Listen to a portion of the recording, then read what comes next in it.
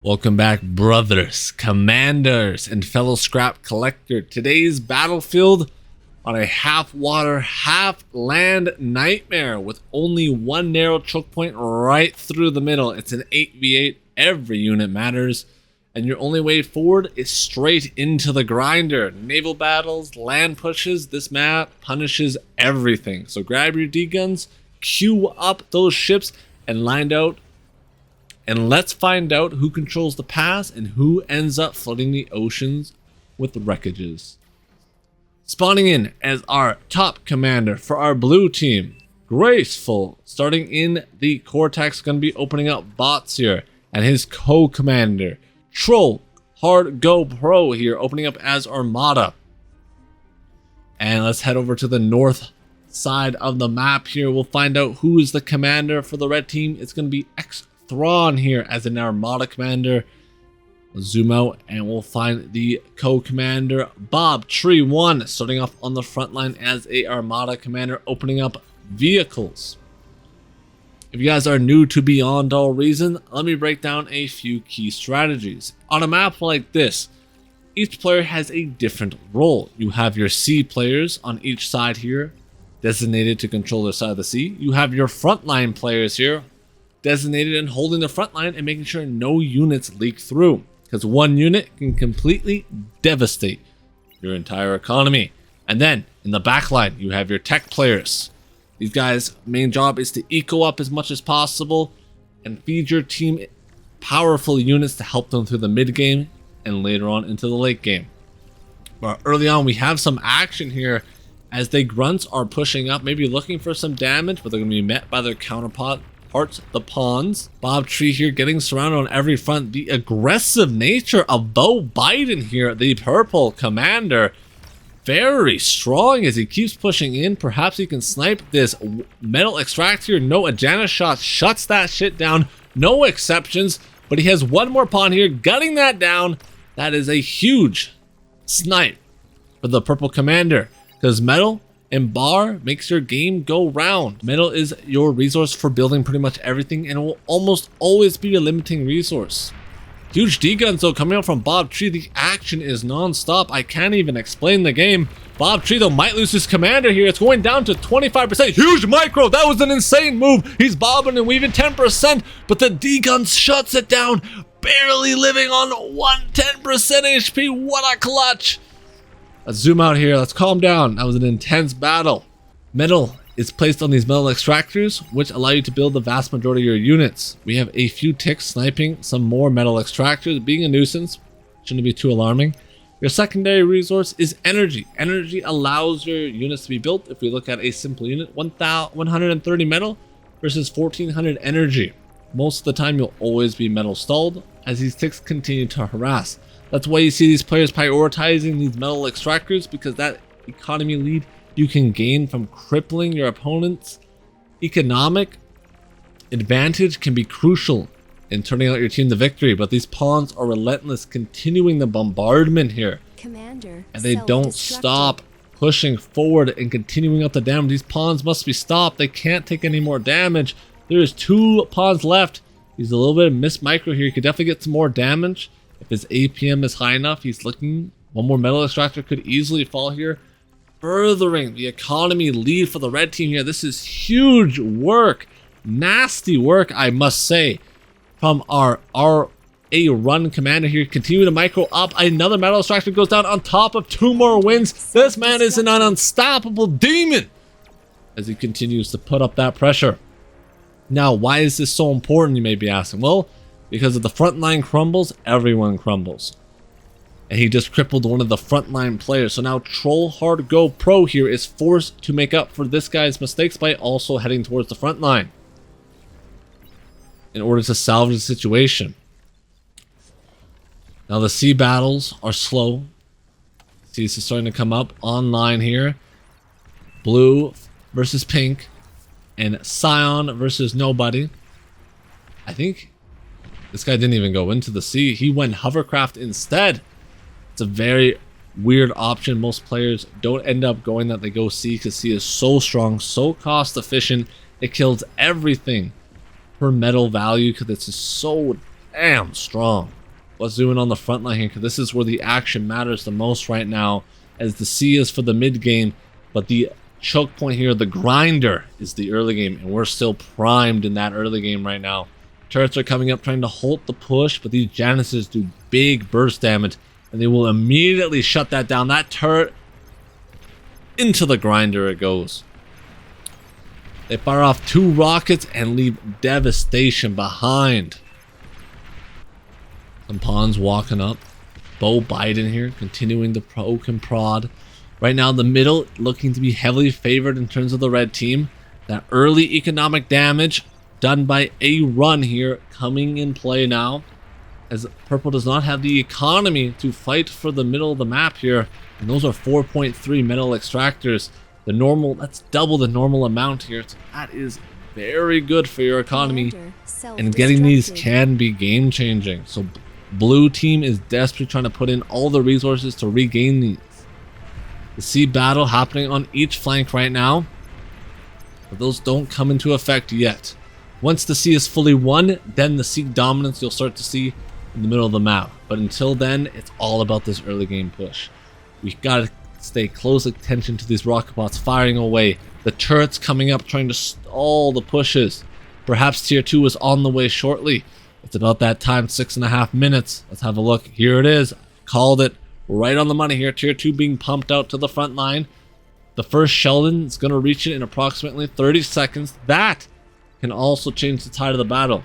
Tier 1 to tier 2 is insane in terms of value. They have way more range, way more damage. They're faster, more HP. They do cost quite a bit more, but their total cost efficiency is way better than tier 1. And now you can see the Sheldon start shelling away here, slowly poking. Sheldons are weak alone, but strong in numbers, and he needs to wait for his friends to come up before he's finally useful. He needs that social circle to be able to talk his enemies to death as he keeps pushing up the pressure. Now, red here has an important decision to make. Do we push and punish the early tier 2, or do we fall back? Because now they cannot trade efficiently anymore, and every time a unit dies, it turns into a wreck, and you can reclaim that wreck for 60 to 70% of the total value, and that value can swing the tide of the war immediately. So losing too much army on the other side of the map can be the reason you lose the game, and the reason why your teammate are blaming you in the next 5 minutes. But Bloptree doesn't seem to care. He seems to think he can do enough damage with these units to end the game or get a significant advantage to make this worth it. These are all gonna die on the side of the blue team, which will allow them to eat those up like an all-you-can-eat buffet. I mean, I'm getting hungry just looking at this, boys. He's also sending his commander. The commander has a D-gun that can one-shot anything and everything. Does not matter what it is. Boom goes the dynamite. His commander, though, walking in for free. Maybe looking for a commander trade here. I think Blueberry should just take that. Works here. Coming up. He cloaked his commander. Oh no. He's going for the D-gun. Not the lab. Look away. Protect the children. Look. Oh, 3%. Oh. Commander goes down here, but that is 1.2k metal. Technically, I would say that's worth for the red team. Let's have a look at the middle of the map now. After Bobtree's push halted, Bo Biden here has reclaimed map priority here. This is huge for his team here. But before we get into that, let's have a quick zoom out and see how the C's are going. C's still fighting strong, still having their own little 1v1s right now. Nothing too crazy yet, so we'll keep focusing on the middle, because this is what matters most right now. The C comes into play later. Bo Biden looking to walk up here, dodge, dip, dive these rocket shots like crazy. 10% HP. Don't walk back into your unit, so you're gonna blow up your own army. He's walking forward. Good decision. Gonna blow up. Takes nothing with him. A useless commander death. That's what I call a massive blunder here. And he's gonna be hitting himself in the morning for that, because that is bad. Now there's 1.2 thousand metal on the side of the red team, and they're gonna look to eat that up to further their economy lead. Sheldon's shelling away still. Tier 2 still not out for the red team. Let's have a look at what that player is doing. He went for economy first, so he looked to eco up. He didn't think it was needed. Has this guy got his tier 2 mexes? No. Why do tier 2 mexes matter so much? Because they give 4 times the amount of metal. This normally gives 2.3. Let's have a look at how much this guy's getting per metal node. 9.2. That is way more economy. So now the economy is starting to really kick in for the red team. As you can see in the top right hand corner here, we can clearly see the resources. And right now it's heavily in favor of red. And you know what made that happen? The damage here. The mid prio that they had, the mid chokehold. Allowing them, buying more time, allowing them to grow their economy stronger. So they can come back and fight now with a bigger army. Starlights are out. These things are probably the best unit I think in the game. So cost effective. Do so much damage. Look at these lasers. Boom, boom. Robots turn into instant scrap metal. Feed for the enemy. These Starlights are eating good, baby. It's an all-you-can-eat buffet for these bad boys because there's nothing that can get on top of them right now. Sheldon stand no chance against the Starlight spam. But there is one downside. These things cost 600 and 1,000 energy per shot. They're very expensive to fire continuously. You need to make sure you have a good energy economy to use these. But it looks like he does have that in spades. Right hand side here is starting to fall drastically. The C has been lost now for the right team. How about the left side flank here? Still even, anyone's game, but the right C falling, that is crucial for the red team, as now they're able to lay siege along the coastal. Red has commanding the middle and the right C. If they lose the left C, that could just be game. There is a nuclear bomber in the back line. Boom! There goes the economy. Oh, where is the AA? Where is the fighter squadron? Another bomb is about to be dropped. Oh no. Boom! The mini nukes are being fired away. The tier 2 lab gone. That's 3,000 metal in the drain. About enough to make a grown man cry. As he continues his rampage, more metal extractors going down. Oh, it's just painful, dude. I'm hurting, and I'm not even playing the game. Another bomb? Oh, it's beautiful. But it is very beautiful to see. They lost on the sea, lost in the middle, and now the bomber is the finishing blow as it continues to pelt their economy. Another metal extractor goes down. The devastation is unimaginable. As Troll Go Hard here looks to hold the front line as best as he can. He has a rattlesnake here. This is really strong because it outranges the Starlights. And Starlights are very squishy. They have no HP here. Only sitting at 3,000, which is very little for a 1,200 metal unit. And the rattlesnake can make short work of those if they push into its range. So right now they are able to hold the middle of the map. The Lich is still alive here, continuing his bombing run. This is not a raid anymore, it's a war crime as he just keeps blowing up everything and he can see. These winds are about to be his next victim, I believe. He's coming back for another bombing run. No, he wants the extractors instead. Oh, dude, I gotta look away. It's too painful. Maybe in the middle of the map, they can bring something back. Do they have any hope? Any hope at all? The Starlight are pushing up now. And it's just nothing that blue has to stop this onslaught of aggression from the red team.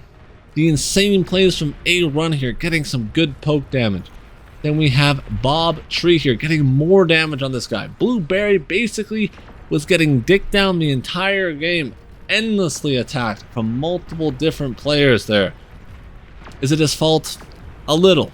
But at the same time, his team definitely could have backed him up a bit more. Instead of leaving him out to dry, as he got endlessly, relentlessly attacked. Starlights now feeling like they finally have enough ground to push on. Looking to devastate the landscape here. Troll Go Hard. Boom! Goes the dynamite. Man got sent into the afterlife. He's going to be retiring the game after that. That was a brutal execution those Starlights had. Explosions, the wind's going up, fireworks are going. It's beautiful if you're a red team enjoyer, and horrendous if you're a blue team enjoyer. A Lich. Oh, we just watched. Oh, the ships, they're gone. Everything is gone. This Lich, how many kills does this thing have? 73 kills. This man got his own nuke. That KD is insane. He has 73 kills. Wow, that's actually really high. Junk works here. The resign vote comes in, and that's going to be GG.